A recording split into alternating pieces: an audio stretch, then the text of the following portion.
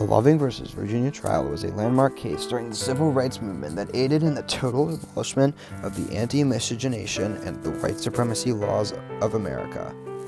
The laws that were imposed by Virginia, as well as many other states, banned interracial marriage and were meant for a time when slavery was prominent in the states.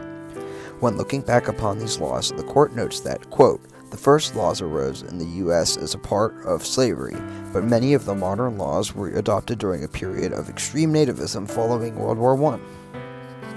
A reason that the interracial marriage laws were implemented during the time of slavery was because slaves were not seen as equal, and the Virginians wanted to keep a visible gap between races, and thus implemented the law as a result. The way that the laws were imposed previously had shown an obvious bias towards the white race and supported white supremacy in the state of Virginia. Justice John Harlan shares his thoughts about the white supremacy laws, saying that the white race was the, quote, dominant race in the country, in prestige, achievements, in education, in wealth, and in power, and doubted not that they will continue to be for all time, end quote. This reasoning shows that Virginia wanted to keep this law from the past so that there would still be racial distinctions, and showed that they wanted to uphold white supremacy as well as keeping the racial line for the future. In brief, the laws that were created in the past were meant for the time they were created in and do not uphold as ethical during the 20th century and beyond.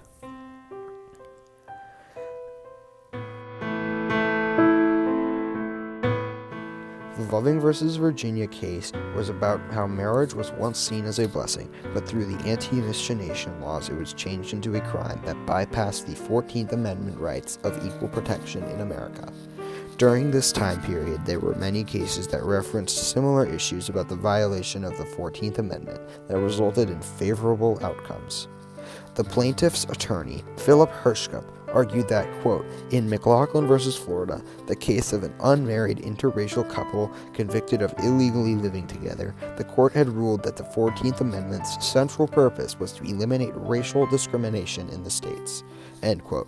The fact that other cases had shown that a central purpose of the 14th Amendment was to get rid of racial discrimination shows how Loving v. Virginia was under trial for similar concepts and should be ruled under the same basis as well. This case was not only about the marriage of black people, but any other colored person in general affected by the laws that were established by Virginia as well as the other states. The court reflects upon how the laws were written in a biased way, saying that other, quote, central provisions in the Virginia statutory scheme are 20-57, which automatically voids all marriages between a white person and a colored person. As a result of this, marriages were illegal only if they involved a white person and another race, but the fact that it can only be with a white person backs up the statements that the laws were written under racial bias in the first place. In brief, there is much evidence that this law is unjust and that the creators were only thinking of white citizens at the time, which resulted in a major racially biased law. The case of Loving versus Virginia that was under trial was not only for the rights of the Lovings, but for all of the people that were affected by the many racially biased laws that were imposed prior to the 14th Amendment. The Japanese American Citizens League was invited to speak on the matter of the Lovings case, as Chief Justice Warren asked if the laws would be fair if it was changed so that all races would be confined to marriage within their own races respectively. The JACL representative, William Maritani, answered this question by saying, quote, not even experts agreed on how many races there were or how to identify them, end quote. By saying this, Maritani gave an example of how there are so many races and there is no way to truly tell what race a person is, and to then ban them from a marriage based off of judgment.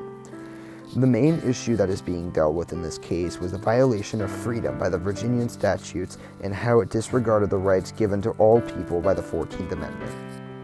When addressing this case, the court defined the freedom to marry as, quote, one of the vital personal rights essential to the orderly pursuit of happiness by free men, end quote. As seen as this quote, marriage is something that should not be dictated by a government, and under basic human rights is something that people should have the will to choose freely whom they marry. The anti-miscegenation laws in Virginia were imposed under the thought that it was to prevent a mix of races or a so-called mongrel breed of citizens in the states.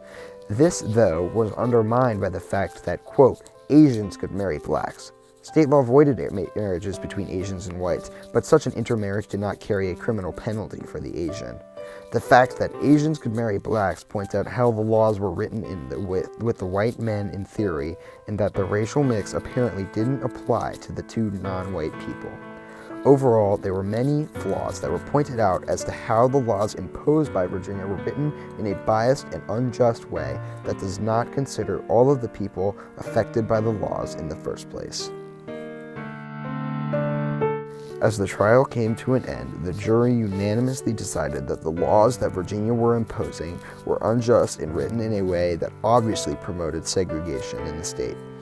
The jury's decision was backed up by the fact that the laws were written in a biased way and that they were making other races feel and seem of lower power compared to the white people. The jury noted that the Virginian laws were only concerned for the white woman and people. In doing this, the laws are, quote, robbing the Negro race of their dignity and hold the Negro class in a lower position, end quote. Because of the bias that was evident in the Virginian laws, the court was able to use that as a way to get rid of the laws altogether.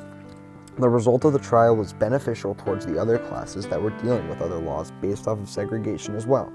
During the trial, support for other cases and the laws to be abolished in total were shown as both, quote, Hirschkup and Cohen urged the court to take the broader view and strike down the whole package of related racially discriminatory legislation. Because the attorneys brought the attention to the fact that this was not the only case that was based under discriminatory concepts, and thus aided the abolishment of similar laws in the future.